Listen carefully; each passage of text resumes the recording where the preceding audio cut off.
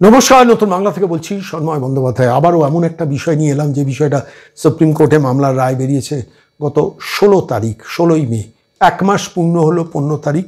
DA মামলা justice করলের division bench সেই রায় দিয়েছেন এবং সেখানে পরিষ্কারভাবে রাজ্য সরকারকে 25% ডিএ মিটিয়ে তারপর 2রা অগস্ট সেই মামলায় যেতে বলেছেন, যেটা ফান্ডামেন্টাল রাইট কিনা সেই ব্যাপারটা তারা ঘোষণা সেটা শুনানি করবেন।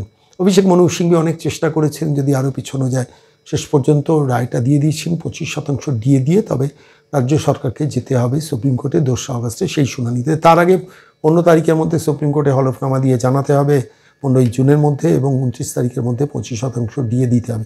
কিন্তু রাজ্য সরকারের খুব বেশি নড়াচড়া নেই এই মুহূর্তে দাঁড়িয়ে। রাজ্য সরকার যে ভূমিকাটা পালন করছে সেটা অত্যন্ত দুর্ভাগ্যের, লজ্জার। সেটা হচ্ছে এখনও পর্যন্ত সমস্ত পুরসভা, পঞ্চায়েত, আন্ডারটেকিং, জেলা পরিষদ, সরকারি অফিসগুলো থেকে যে হিসেব চাওয়া, যে কত টাকা বকেয়া, কীভাবে বকেয়া, কার কত টাকা বকেয়া পড়ে আছে, 25% কতটা হতে পারে, কোনো রকম কিন্তু বাইরে অ্যাপারেন্টলি কোনো খবর নেই। যদিও অর্থ দপ্তর, নবান্নে যারা বসে আছেন সেখানে প্রচুর তৎপরতা চলছে। মডিফিকেশন অ্যাপ্লিকেশনের একটা তত্ত্ব বাইরে ছড়িয়ে দেওয়া হয়েছে, এটা সুপ্রিম কোর্টের কাছে দেওয়া হয়েছে যে মডিফিকেশন ক্ল্যারিফিকেশন, অর্থাৎ ক্ল্যারিফিকেশন, আমরা কিছু কিছু বিষয় ক্ল্যারিফাই করতে চাইছি, সেই জন্য আমরা আবেদন করছি। সেটা কিন্তু প্রতিপক্ষের আইনজীবীদের কাছে কিছু আসেনি যারা এই মামলাটা লড়ছেন, কিন্তু এটা নির্দিষ্ট একটি মিডিয়াতে এই খবরটা ছড়ানো হয়েছে যে নবান্ন থেকে মডিফিকেশন ক্ল্যারিফিকেশনের একটা আবেদন করা হয়েছে।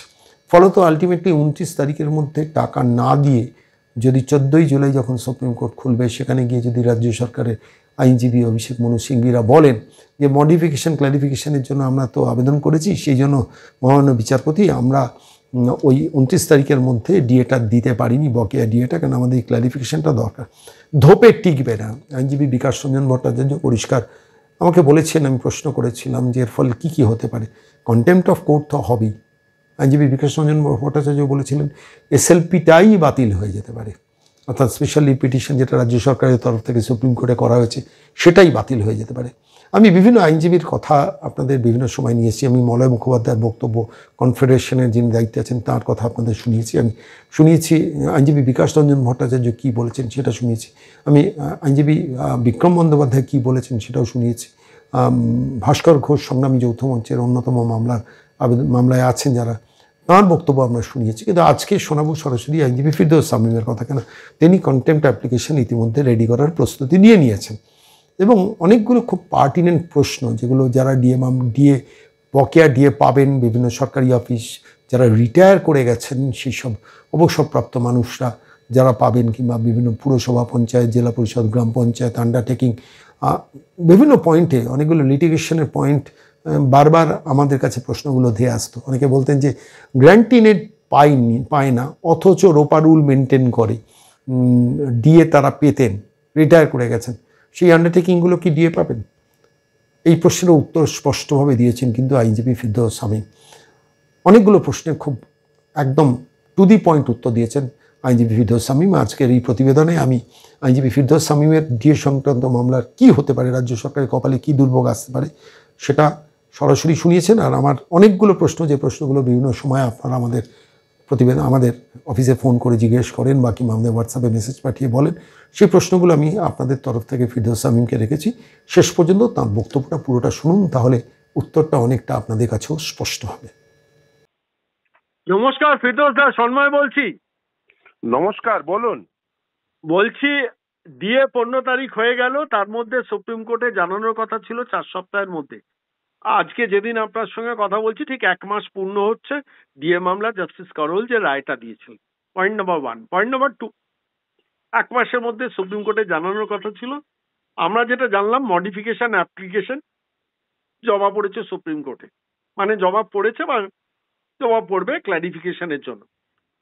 কিন্তু আলটিমেটলি 29 তারিখের মধ্যে ডিএ সবাইকে ক্লিয়ার করতে হবে বকেয়া। এবার আমি আইনজীবী বিকাশ রঞ্জন ভট্টাচার্যের সঙ্গে কথা বলেছিলাম, উনি পরিষ্কার বলছেন যদি এই ডিএ মামলার রায়টা না মানে, যদি মানে এটাকে ওভারটেক করার চেষ্টা করে, কায়দা কানুন করে, এমন সম্ভাবনা আছে যেখানে দাঁড়িয়ে পরিষ্কারভাবে এসএলপিটাই পুরো সুপ্রিম কোর্ট বাতিল করে দিতে পারে। আমি আপনার ইন্টারপ্রিটেশনটা এই বিষয়ে চাইছি। দেখুন, এসএলপি উনি দিলেও ডিসমিসড হবে, উনি না দিলেও এই কলকাতা হাইকোর্টের রায় সেটি কিন্তু বলবৎ থাকবে এবং বহাল থাকবে বলে আমার ধারণা, এবং কিছুটা হয়তো মডিফাই হতে পারে। একটি খুব সামান্য অংশ, ডিএ রাজ্য সরকারি কর্মচারীদের আইনসঙ্গত অধিকার। একটু জোরে বলবেন। ডিএ রাজ্য সরকারি কর্মচারীদের আইনসঙ্গত অধিকার হিসেবে প্রতিষ্ঠা পেয়েছে 6 বার। ফলে এই মামলাটি যখন সুপ্রিম কোর্টের সামনে গেছে, সেই অবস্থায় দাঁড়িয়ে এটুকু বলা যেতে পারে যে এই মামলাটি শুধুমাত্র সময়ের অপেক্ষা। কলকাতা হাইকোর্টের রায়ই বহাল থাকবে।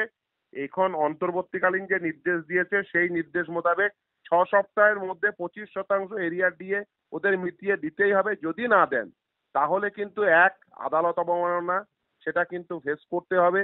দ্বিতীয় হচ্ছে ওদের যে এই এসএলপি অর্থাৎ ওদের যে স্পেশাল লিভ পিটিশনটি, সেটি অ্যাডমিট হওয়ার তো ছেড়েই দিন, সেটি ডিসমিস হয়ে যাওয়ার প্রবণতা অনেক বেশি হবে এবং সেটা সম্ভাবনাও অনেক বেশি। ফলে এই অবস্থায় দাঁড়িয়ে আমি চাইবো যে অতি দ্রুততার সঙ্গে রাজ্য সরকার সুপ্রিম কোর্টের নির্দেশ মোতাবেক তার কর্মচারীদের ডিএ মিটিয়ে দিক। যদি না দেয় তাহলে কিন্তু রাজ্য সরকার আরো বেশি বিড়ম্বনায় পড়বে, এটুকু বলতে পারি। এক, আদালত অবমাননার প্রসিডিংস তাদের ফেস করতে হবে। দ্বিতীয় হচ্ছে আদালতের কাছে পরিষ্কার হয়ে যাবে যে রাজ্য সরকার তারা এই তাদের কর্মচারীদের ন্যায্য দাবি, ন্যায্য অধিকার সেটিকে তারা দিতে চায় না।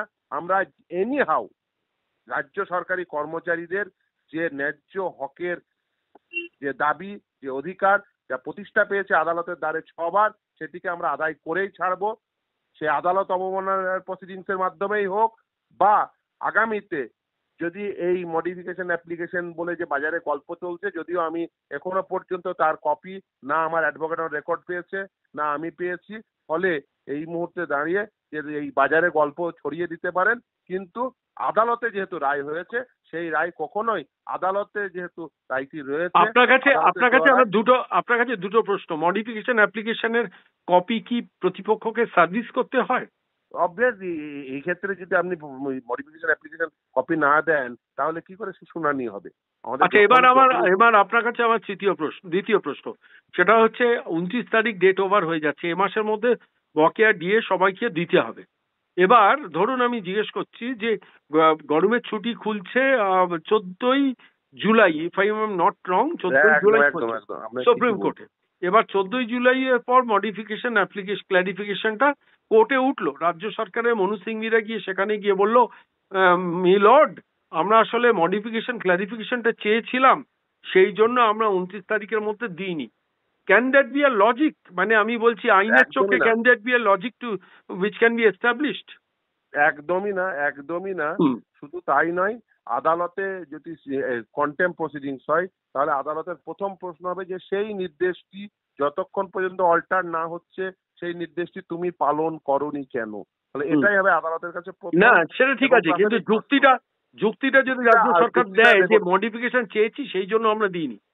না, এটা দেখুন, যখন কন্টেম্প প্রসিডিংস হয় সেই কন্টেম্প প্রসিডিংসে একটি নির্দিষ্ট রায় কেন রাজ্য সরকার যার উপর এই এটা তো আপনারা দিলেন।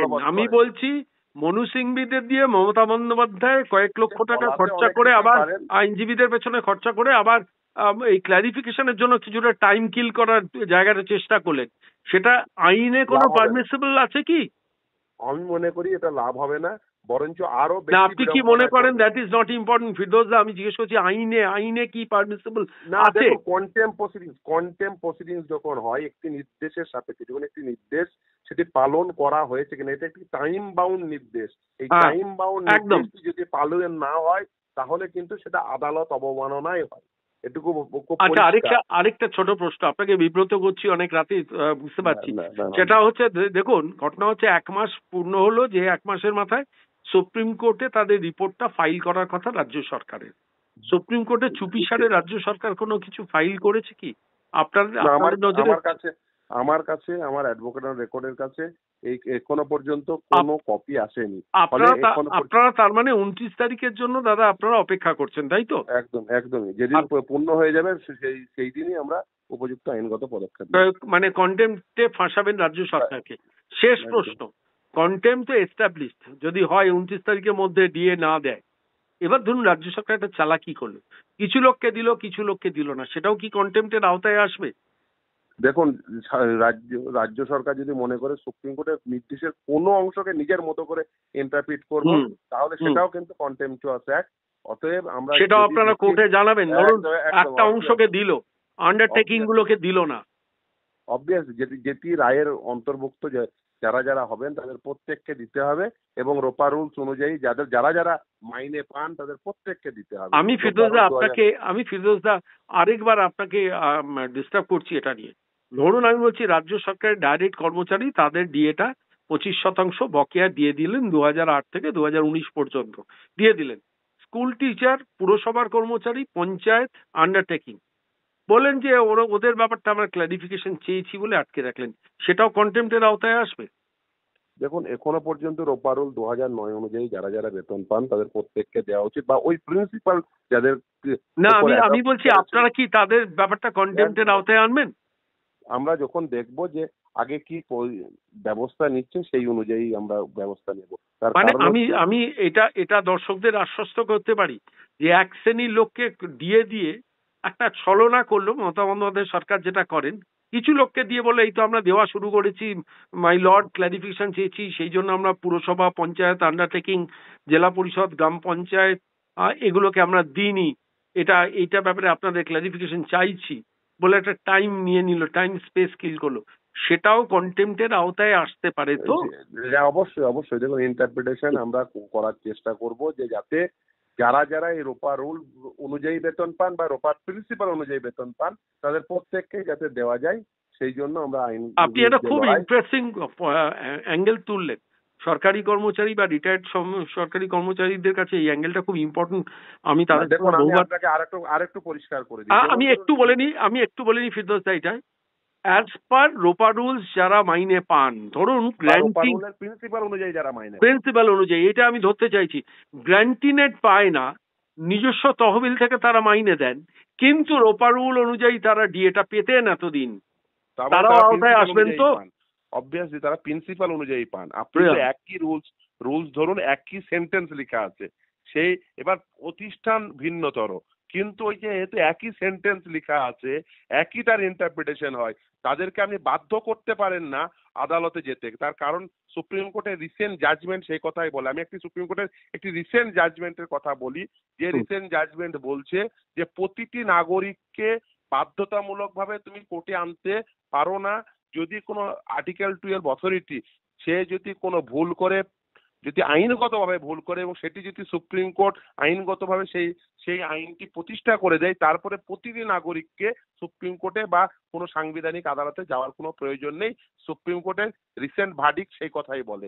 ফলে এই যে প্রিন্সিপাল ডিটারমিন হয়ে যায়, যদি লিগালি বাউন্ড একটি প্রিন্সিপাল ডিটারমিন হয়ে গেলে একটি আর্টিকেল 12 অথরিটি বাধ্য সেই প্রিন্সিপাল মোতাবেক প্রত্যেককে তাদের দাবি দেওয়া মিটিয়ে দিতে।